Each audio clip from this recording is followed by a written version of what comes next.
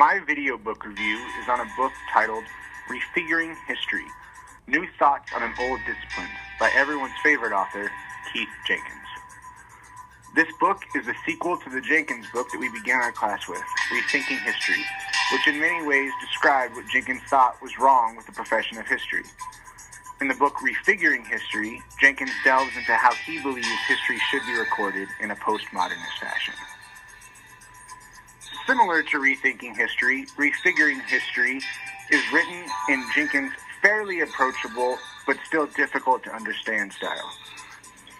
This makes the book particularly challenging because you should understand the book, but I found myself second-guessing my interpretation throughout the entire book.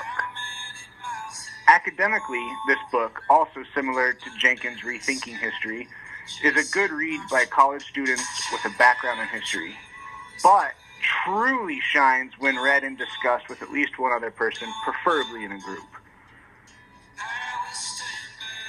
Similar to fellow postmodernist Hayden White, in the book, Jenkins describes history as a story, a narrative. A story that will inevitably be interpreted vastly different by various historians, and that none of these interpretations should be discounted or omitted.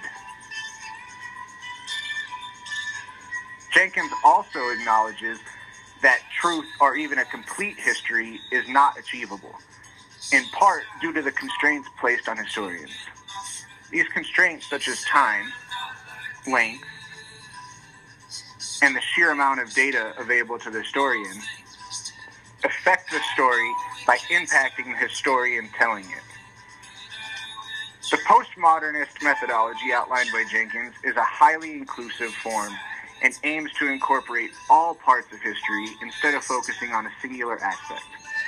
Focusing on one aspect of history would be akin to building a puzzle, but only focusing on one particular color or part of the puzzle. Sure, you might be able to decipher what the broader picture is, but it won't be anywhere near complete and would leave the historian making an educated guess at best.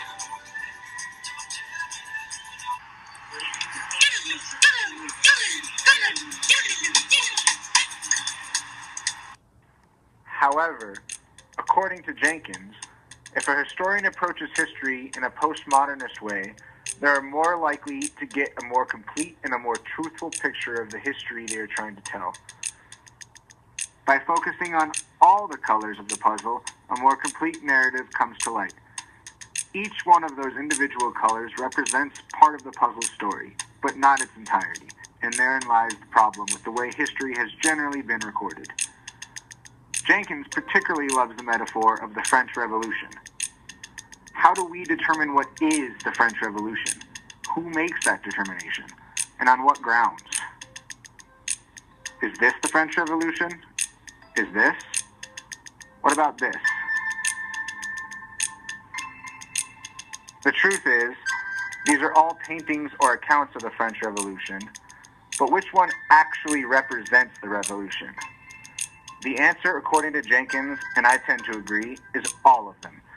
They all represent the French Revolution in their own way, and as such should be included in the history narrative of the event. Even with all the colors taken into account, a purely truthful account of history is unattainable. There will always be gaps in the story, but that does not mean that we, as historians, should not aim for the most truthful history possible and the most inclusive history we can, taking into account all narratives possible.